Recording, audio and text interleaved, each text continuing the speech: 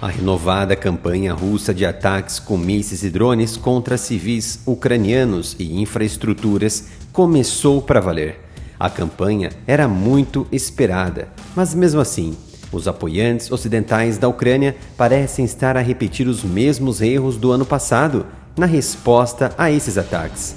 De acordo com o artigo do consultor sênior e especialista em Rússia e Eurásia, Keir Giles, durante o ataque de inverno do ano passado contra as infraestruturas de aquecimento e energia da Ucrânia, destinado a congelar o país até a sua submissão, os esforços de apoio ocidentais concentraram-se na substituição dessas infraestruturas, mantendo as luzes acesas na Ucrânia, mas também inevitavelmente alinhando mais alvos para a Rússia atacar.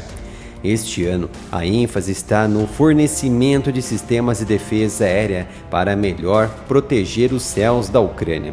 Mas o problema com ambas as abordagens é que são defensivas e reativas e não fazem nada para resolver o problema na origem, interrompendo os ataques. Neste momento, não há desvantagens para a Rússia na continuação dos seus ataques às áreas residenciais e infraestruturas críticas da Ucrânia. Isso porque o Ocidente, como um todo, e os Estados Unidos em particular, decidiu que nada pode fazer para influenciar as escolhas da Rússia, mas apenas tornar a Ucrânia um saco de pancadas mais resiliente não é uma estratégia sustentável. Se quiserem que morram menos civis, os aliados ocidentais de Kiev precisam perceber que podem tomar iniciativa em vez de assistirem impotentes. Na verdade, um dos elementos mais obscenos e perversos da guerra contra a Ucrânia é a forma como a comunidade global permitiu que a Rússia chegasse até esse ponto. O mundo, ênfase ao Ocidente, concordou com as regras do jogo ditadas por Moscou, onde a Rússia dispõe de zonas seguras a partir das quais podem lançar ataques com mísseis contra edifícios de apartamentos ucranianos e infraestruturas críticas, sem a preocupação com contra-ataques dentro de seu território. Como já sabem, temos a nossa loja do canal e chegaram camisetas novas do Mossad, dos foguetes da SpaceX e muito mais. Então acesse umapenca.com/área militar e confira as novidades que vai estar ajudando o canal. Esse conflito demonstra onde a Rússia chegou sem ser contestada por ninguém, exceto a própria Ucrânia. É uma espécie de paralisia mental enraizada na suposição de que a Rússia é demasiado grande, demasiado forte, demasiado irracional ou tem demasiadas armas nucleares para ser influenciada. O comportamento do Estado russo parece ser tratado como um fenômeno natural que deve ser observado impotentemente e não há como resultado de decisões calculadas por figuras de liderança, cujos cálculos podem ser influenciados tanto por incentivos como por dissuasões. Parar os ataques russos não significa necessariamente simplesmente revidar contra as fontes dos ataques de mísseis e drones. De qualquer forma, isso está em grande parte descartado, dada a proibição dos Estados Unidos em usar armas fornecidas pelos Estados Unidos contra a Rússia dentro das suas próprias fronteiras. Mas isso não significa que o Ocidente, com ou sem os Estados Unidos, não tenha qualquer influência nisso. Algumas opções para dissuadir a Rússia de ações específicas na Ucrânia foram consideradas e também rejeitadas. Essas incluíram a presença de tropas e estados-membros da OTAN dentro da Ucrânia antes da invasão, a fim de impedir, rapidamente descartada como implausível, sem o apoio dos Estados Unidos.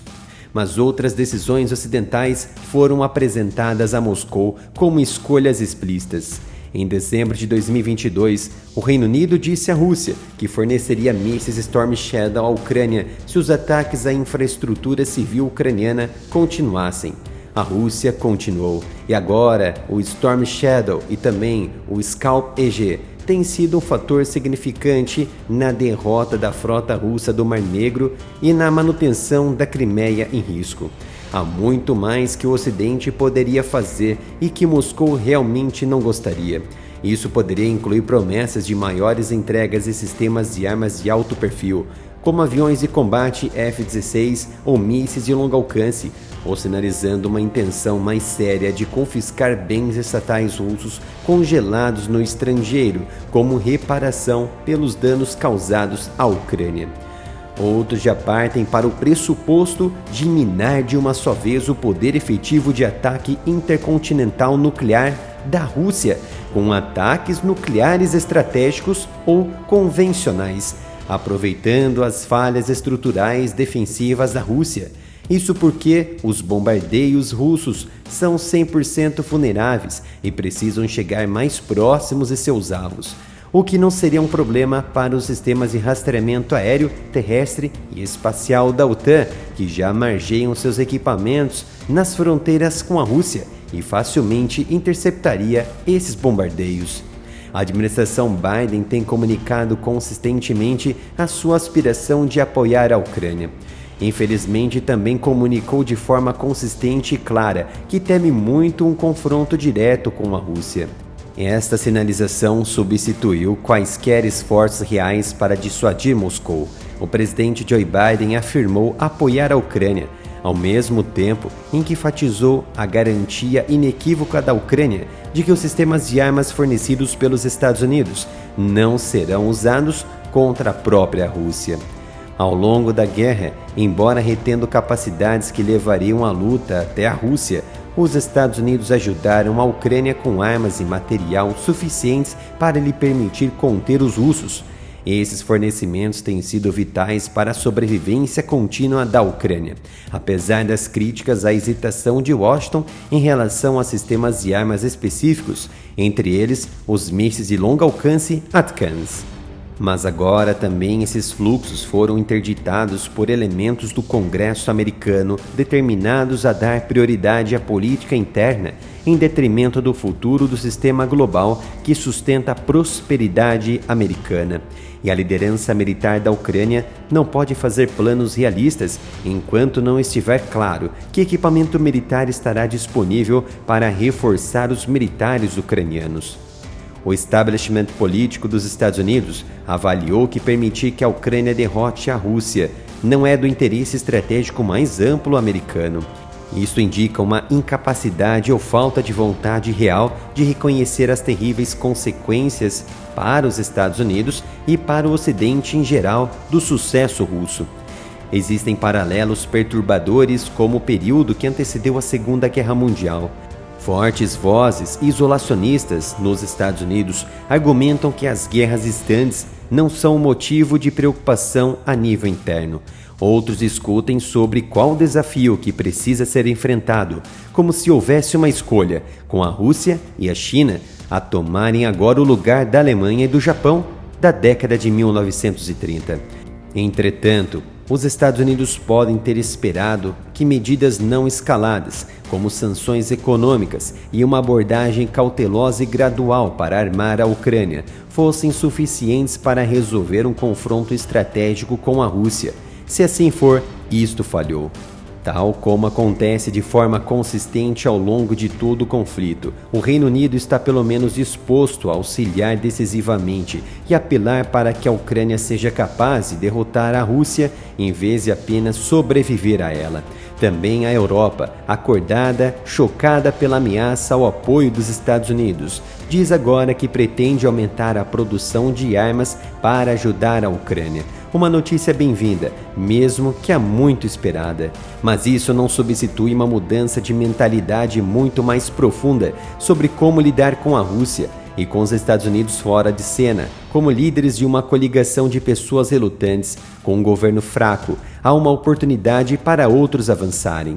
Os estados da linha de frente, como a Polônia, perfeitamente conscientes da natureza existencial da ameaça, podem desempenhar um papel mais importante na mudança da forma como o Ocidente como um todo entende esse conflito, mesmo com atritos existentes, não apenas o combate aberto na Ucrânia, mas na guerra mais ampla que a Rússia está a travar no sistema global que manteve a Europa segura durante décadas.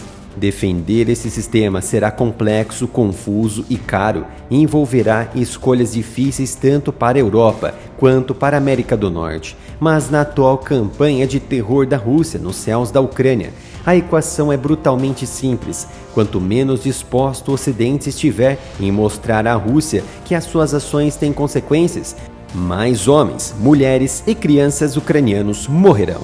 Agradeço a sua presença nas análises diárias do canal e se gostou desse vídeo, então se inscreva e ative as notificações.